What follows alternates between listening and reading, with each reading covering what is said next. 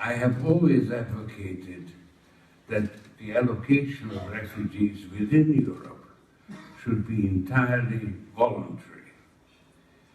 Member states should not be forced to accept refugees they don't want, and refugees should not be forced to settle in countries where they don't want to go. The voluntary principle ought to guide Europe's migration policy.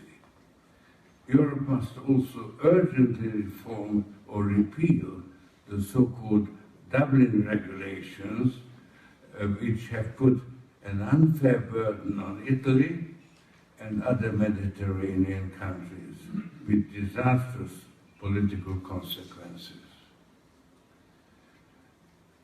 The EU must protect its external borders, but keep them open to lawful migrants. Member states, in turn, must not close their internal borders.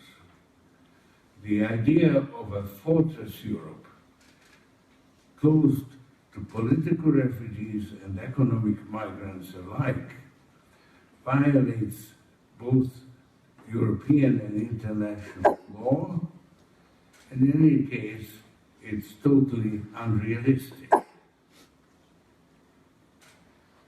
Europe wants to extend a helping hand towards Africa and other parts of the developing world by offering substantial assistance to democratically inclined regimes. This would enable them to promote education and employment to their citizens. They would be less likely to leave, and those who did would not qualify as refugees.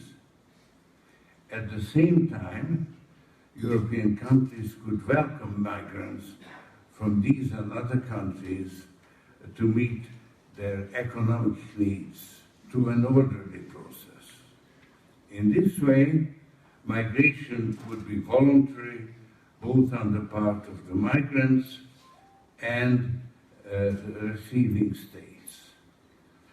Such a Marshall Plan would also help to reduce the number of political refugees by strengthening democratic regimes in the developing world.